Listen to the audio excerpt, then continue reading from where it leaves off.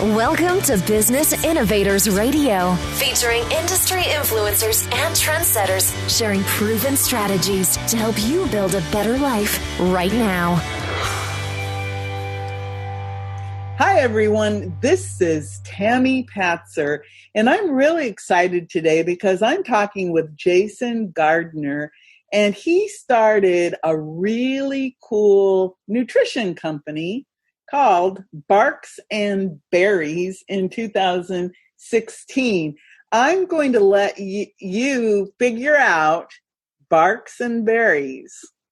What type of nutrition store could that be? So, Jason, tell me more about how you created Barks and Berries, and how did you come up with that name?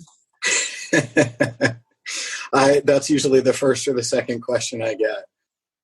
It's kind of funny. The company had already started, the food was already being made, and we sat around for hours. I picked the brains of every friend I had, and it just happened to be a casual conversation one night, and somebody just threw that out there, and that's what stuck. So it's perfect. It worked. As far as how the company got started, though, that's a great story. I have a Papillon, Dobbie, and she got really sick. So I decided to do what I could to make her feel better. We got a lot of, it was just years of, in and out of the vet. And finally, at the end of all that, I had a couple of different vets tell me it was just time to put her down. And she was only 6 years old at that point. This stuff had been going on since she was 4. So my entire background for 20 plus years was human nutrition, physiology, endocrinology. And I just decided I wasn't going to give up. So I started researching dog nutrition, canine physiology, learning everything that I could about that. And you realize when you start to go into that for all the differences there's a lot of similarities in the foods that we have out there. And a lot of the foods that are good for us and do great things for us do great things for dogs too. Wow. So your little Dobbie, I just love that. So is Dobbie still with us? She is. She's sitting on the floor at my feet right now. So Dobbie started having health problems when she was about 4 years old. And so 2 years of going back and forth to the vets. And then she was 6. So here she is now, still alive and healthy. Why is she so healthy now? What happened? What did you find out about dog nutrition that literally saved your little dog's life? That's a great question. So it was interesting because I didn't know at the time. I was learning things as I was putting this together. And when Dobbie was the first dog that I ever had, I got another one 2 years into having her to keep her company. But, there's a special bond that you get with your first dog, and it's just you and the dog, and you're doing everything together. So when she got sick and when all of this happened and the vet started saying, you're just going to have to put her down, she's not going to have any quality of life, it tore me up. So I was trying everything I could while I was researching everything. And at the time I didn't know, because all of the things, they diagnosed her with everything from Cushing's to, I don't even remember, but it was chronic liver and kidney infections. It was enlargement of the heart. It was arthritis at 4 years old. It was just everything, and nothing was ever all at the same time. So I would take her in because she would be vomiting, and we would go to the vet. They would run their blood work. We would treat the vomiting and find out that was a stomach infection. And then as we treated the stomach infection, I would take her home for 2 weeks and find her entire abdomen was discolored and purple and obviously not right. So I would take her back in, and then we would find out that her kidneys were failing and she wasn't processing things. And then it was a liver infection.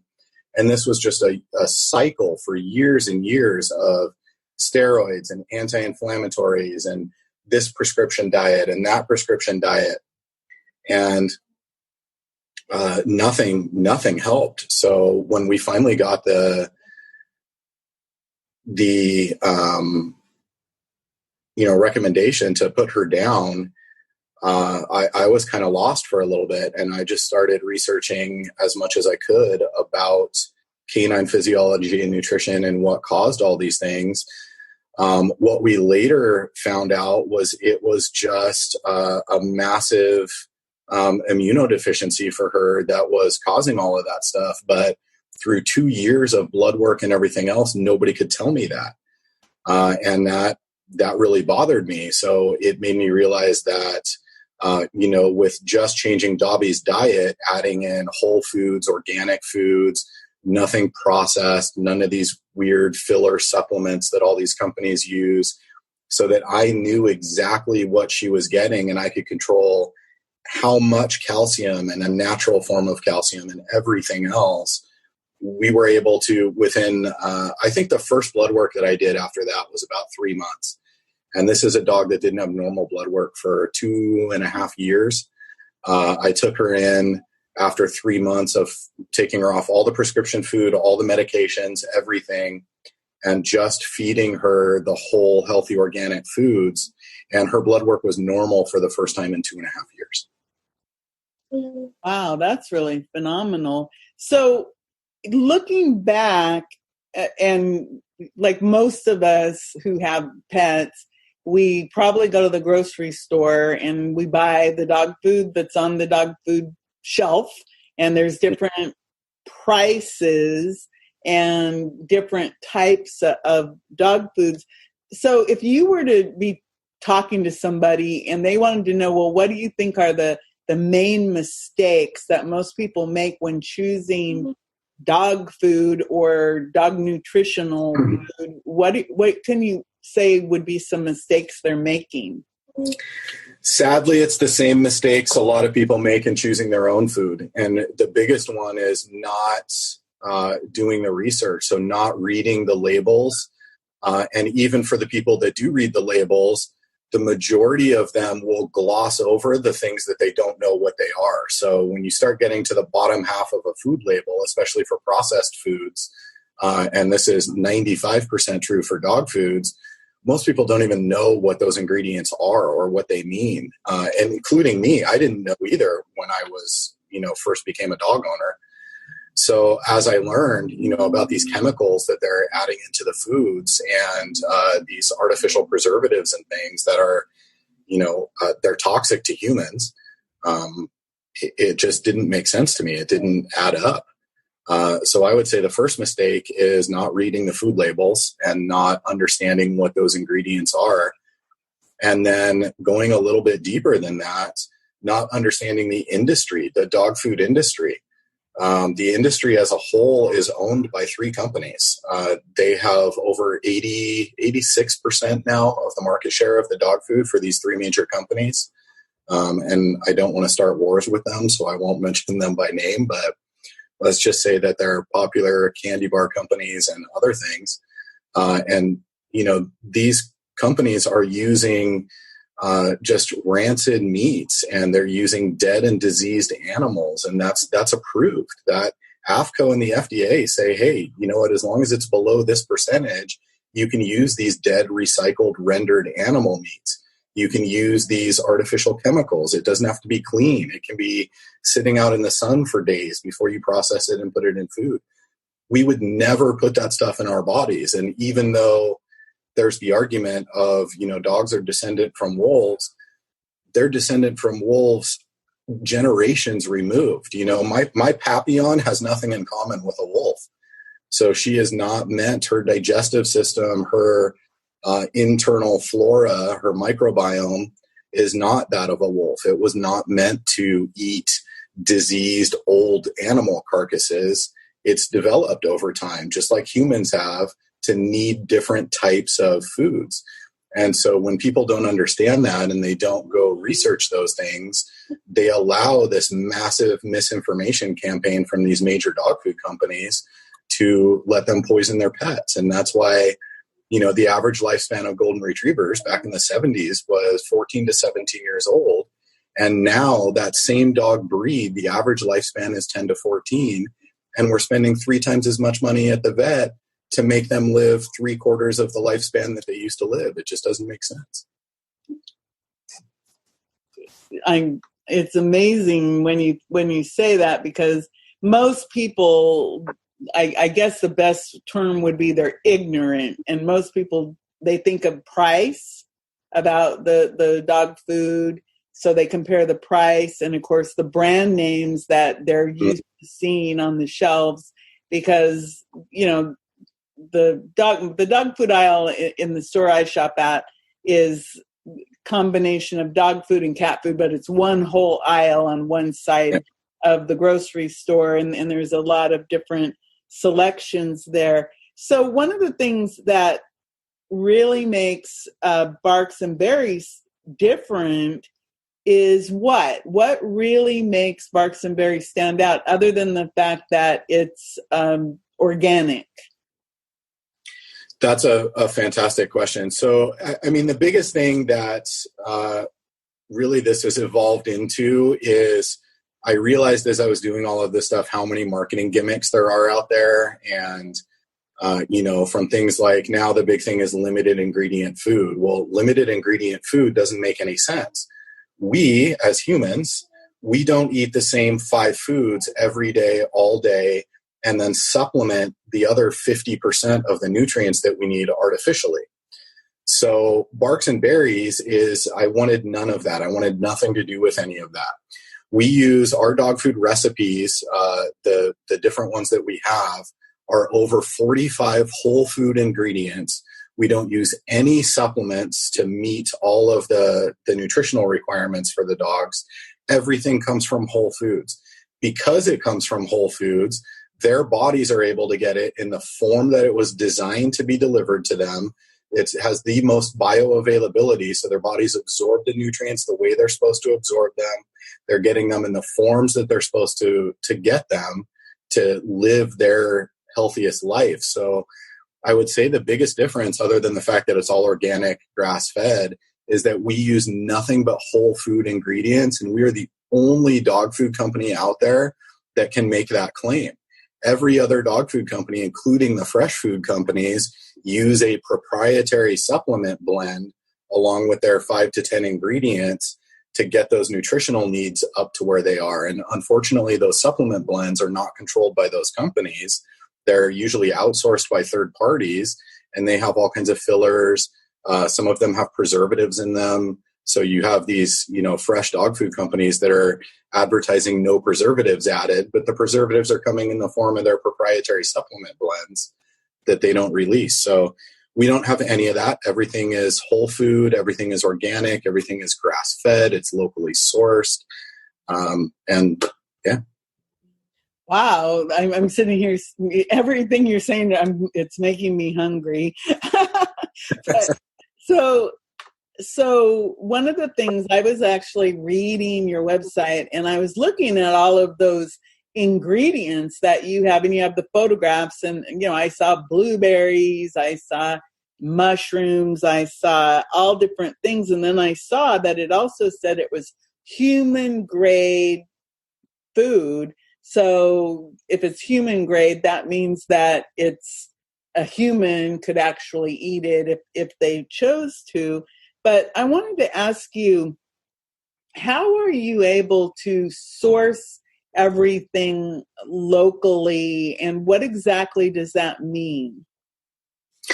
That was the hardest part of this. To be honest, that probably took about a year to, and maybe even a little bit more, to establish all those relationships. But we work with over 25 different local farms, ranches, and individuals who grow all of our stuff or raise all of our ingredients for us. So it's a beautiful thing to me, because I can, at any point in time, show up to any of these farms or ranches and see the conditions that the animals are being raised in, the conditions that the produce is being grown in, the conditions that our herbs and things that we use are being grown in.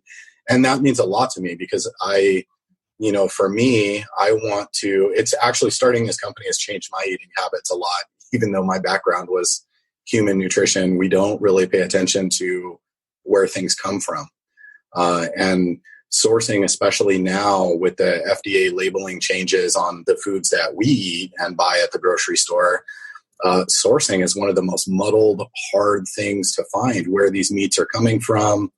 A lot of them are going to other countries and coming back, or starting in other countries where the growing standards and the standards of raising them, administering antibiotics and growth hormones and things like that are not regulated like they are here.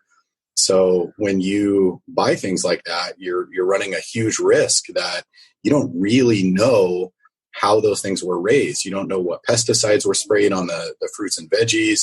You don't know what hormones were injected into the meats. And I, again, didn't want anything to do with that. So everything we source is local. I have some great relationships with, the people that we work with out here. And I'm always looking for new sourcing for things. We might actually, for the first time, be going not local for one of our ingredients. And that's going to be our lamb dog food recipe, which is going to be a new one. But we have a great resource for getting New Zealand lamb, and we can track all the way back to each individual ranch that those lambs were raised on as we get all of our orders. So that's pretty exciting. Wow. It's interesting because you've mentioned the word recipe a couple of times. And I wanted to ask you, how did you come up with the recipes that you have, and how many recipes do you have? We have 2 right now for the dog nutrition products. We have dog treats and other things, but the recipes, in the beginning, basically all I did was look at what the needs are for canine physiology, for all the different macro and micronutrients, probiotics, enzymes, proteins, carbs, fats, all that good stuff. And then the vitamins and minerals, and then put together through my knowledge of human nutrition, basically a recipe that would get the exact right levels of all of those things. And then I had an acquaintance of mine that I had worked with Dobbie off and on when she was going through all her issues, who was a holistic veterinarian, a veterinary nutritionist. I had her look at everything, and unfortunately, she can't work with our company because she's contracted through another one that has a massive non-disclosure clause. But she looked at everything, and her first response was, "This is the healthiest dog food I've ever seen." So that made me feel good. That was the validation that I needed to start Dobbie on it. And then from there, what it's done for, hundreds and thousands of other dogs over the last several years. I mean, the story is just every time somebody tells me that their dog wasn't eating and wasn't able to stand up or move around, and now it's acting like it was at 2 years old, that just makes me feel great. Wow, that really should make you feel good because, as pets and dogs, the relationship between humans and dogs is obviously a very close one. And I bet there's lots of people listening to our conversation going, "Oh my God, I'm probably poisoning my pet because I'm just buying this stuff off the shelf," because you just don't know what you don't know. So you are actually in Phoenix, Arizona. So if I live in Florida, for example, do you ship outside of the Phoenix area? So before I get into that, I want to touch on something you just said real quick, because it's hard. And what you said is absolutely true. People do get scared especially when I talk to them about their dog's nutrition and the choices they make. And I want to say to those people, I was there and I did the same thing. And as hard as it is for me, and I get a little choked up when I talk about it, but I think that my lack of education in dog food is what caused Dobbie to have all those issues to begin with. So don't feel bad. Just know that we were all there. And it's an industry that hides a lot of what actually goes into it. So yeah, just don't feel bad is what I want to say, because we've all been there. We do ship. So we ship all over the U.S. The only place we don't ship is Alaska and Hawaii. And we ship all of our orders shipped for free. So you can go on our website, check everything out. We actually have some sampler packs coming soon, so people don't have to pick and choose what they want. They can just try a little bit of everything. That's cool. I was on your website and I entered, you had I think a contest or something to where if you put your name in, that I guess you draw like 5 names a week for free dog treats or something.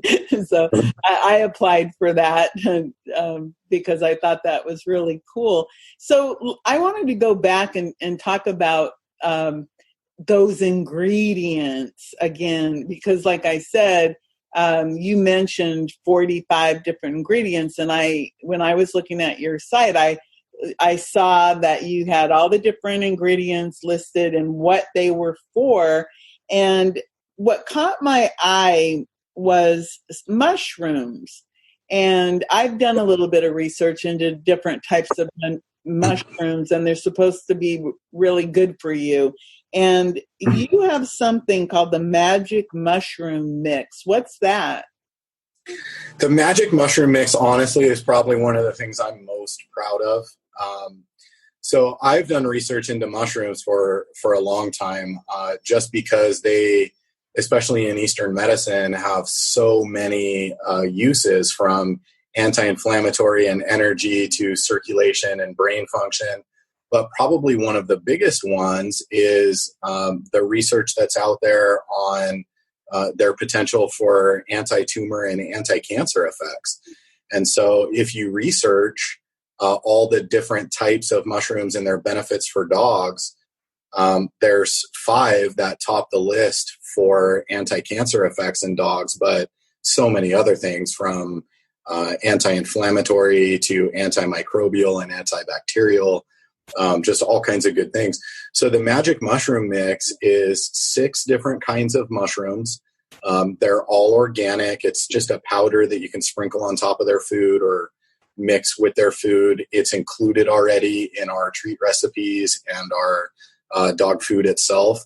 But people who just want to use a topper, they have sick dogs and they want to add a little bit more, they can use that. And it's just some of the greatest mushrooms out there. And if you research, we use chaga mushrooms, turkey tail mushrooms, lion's mane, cordyceps, maitake, red reishi mushrooms. So, and there's other things in there too. But yeah, the magic mushroom mix is a phenomenal supplement, especially for older dogs, sick dogs, and just as a preventative.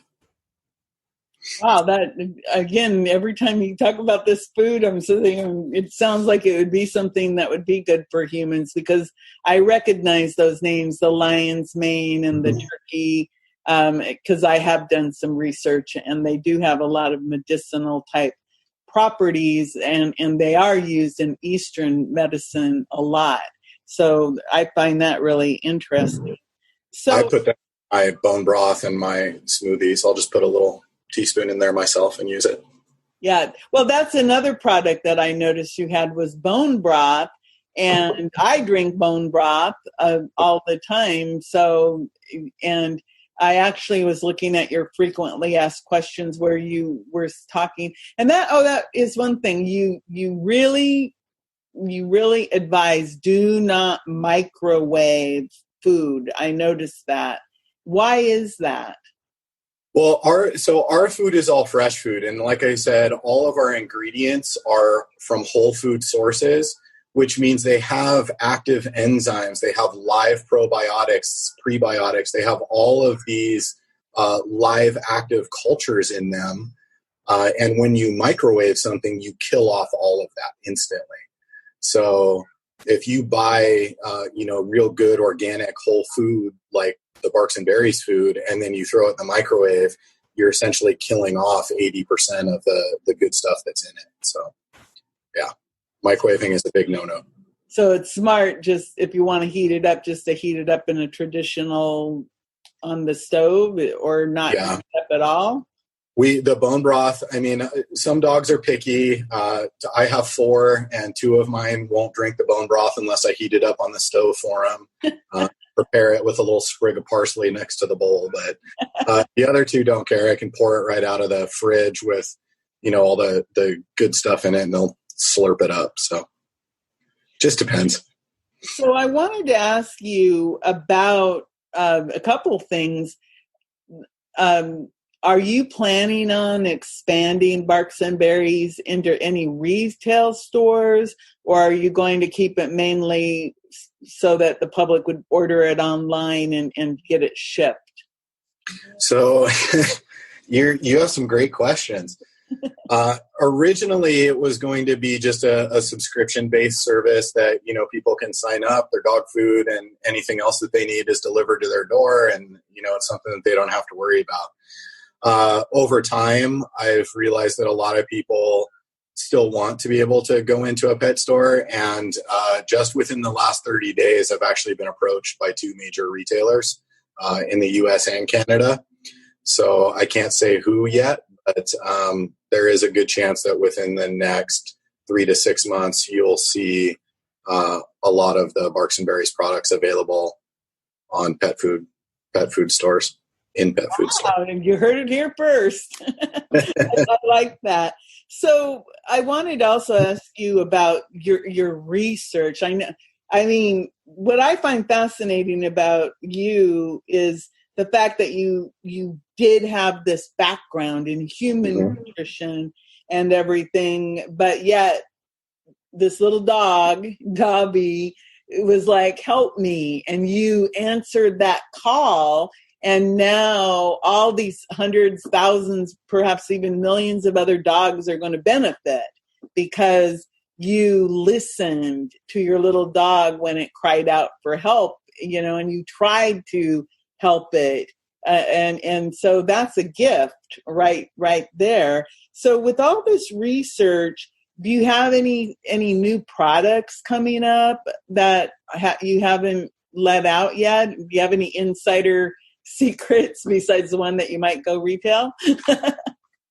Yeah. So our whole treat line is actually pretty new. That the reason that we're doing that giveaway that you were talking about, we actually had to bump that up. So we have 10 winners a week now. It goes until May 17th. And then at the end of May, we're actually doing a grand prize drawing from all of those people that entered the contest for one of those big sample packs that I had talked about. So the treats, we're constantly coming up with new flavors. We have 3 permanent flavors right now, and then 1 that is a seasonal new flavor. But the treats, just like our food, are all organic, and they all have a reason for every ingredient that's in them. So these dog treats are, like lamb liver and all these good things, but they don't have any of the junky white flours or any of the other stuff that you'll see in dog treats. These ones actually have our mushroom powder in them. They have some of our new products that are coming out here pretty soon in them. I'll just tell you guys too, we have a new powder that's coming out. It's our super antioxidant blend, and it's things like maca and spirulina and maki berry. There's a few other things in there too, acai berry. So that's an antioxidant powder that, again, will be another topper just to boost up antioxidants and all the great things that they do. So we have that in some of our recipes of treats now. The treats have fresh herbs baked right into them, so they're getting all the benefits of those.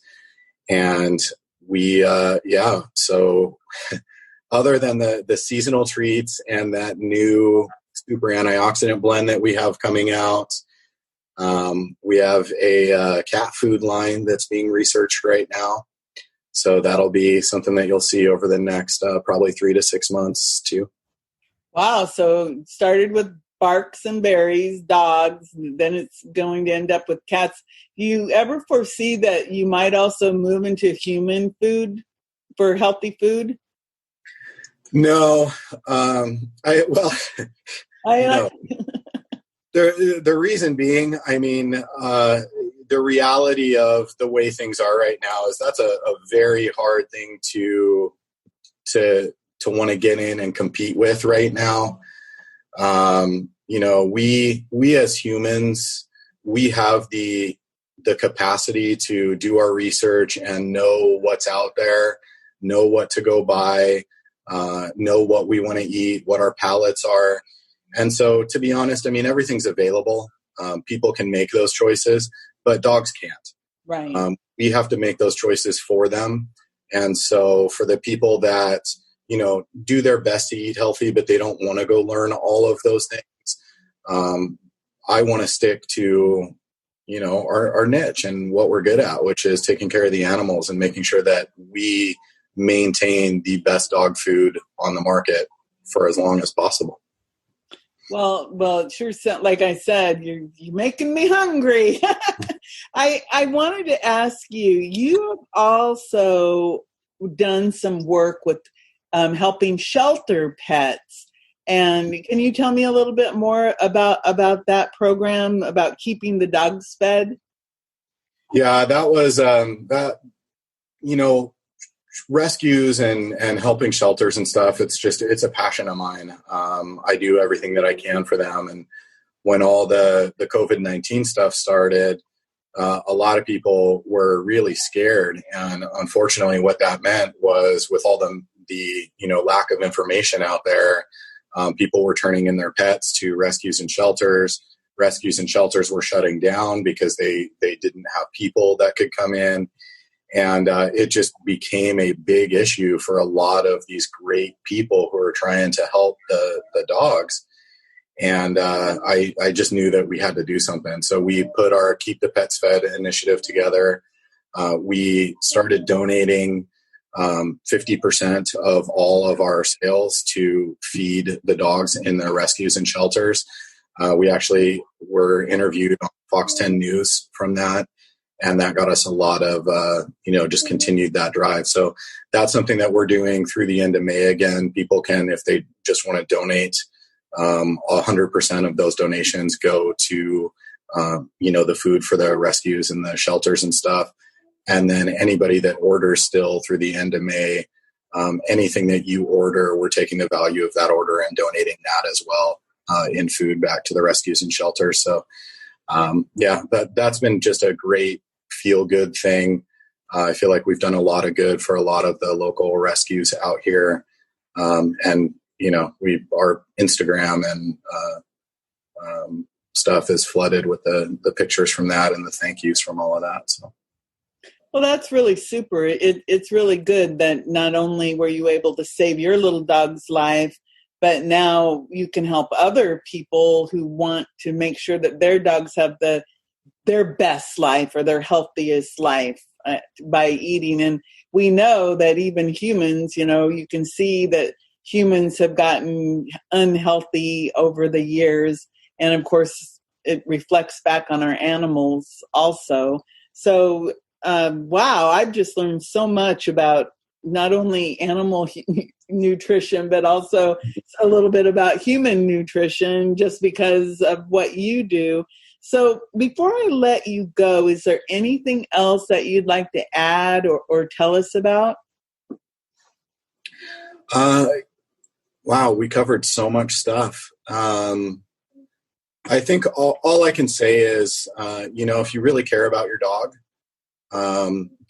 even if it's not through Barks and Berries, just really take a good hard look at what you're feeding them and, you know, what that's doing to them, because the reality is a lot of the, you know, the vet visits and the medical bills and the shortened lifespans are things that we can change if we just, you know, take a little bit of time and are willing to invest a little bit more of our resources, whether that's time or money, into giving them the good nutrition that they need. We can add years to their lives, and we can add definitely health and vitality and fun to those years.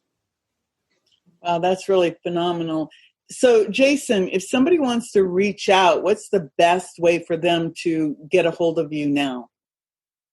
You can go to our website, which is barksandberries.com, and everything is on there. You can reach out to us via email at info@barksandberries.com, or you can reach out to us. We have people that are watching, Facebook Messenger and Instagram and all of that stuff too. So if you have questions, shoot them in Facebook or to that info email. But everybody that's watching, I would suggest go in and enter for the free treat drawing, because why not get some free, healthy, organic, amazing treats that are, anti-inflammatory and all kinds of good stuff. So, yeah, that's it. Well, great. Well, I really, like I said, I've learned a lot, and I'm excited that you're just doing all these phenomenal things. And I know that we touched on, not only dog nutrition, but just all of the things, that people need to understand, that their dogs need to eat nutritional food, and that you can control what they eat. That is the one thing that we can do, is we can look out for them so that they can have a healthier, happier. And most people, think about it, if you could extend your dog's life, wouldn't you want to do that? To me, I just think, wow, that Barks and Berries could extend my dog's life, and that I don't have to think that, they'll only live this long because I'm not feeding them right. But if I just feed them right and pay attention, that they could actually have a much longer, healthier life, because they provide so much love. I mean, that's the one thing I know about. I have a pit bull, and all that dog wants is love. It's love, and that's what it lives for, is just to love. And it's amazing. So thank you so much, Jason. I really learned a lot. And everyone, remember, it's barksandberries.com. Thanks, Tammy. I really appreciate you having me. No problem. Everyone, this is Tammy Patzer. Go make it a beautiful day. Thanks for listening to Business Innovators Radio. To hear all episodes featuring leading industry influencers and trendsetters, visit us online at businessinnovatorsradio.com today.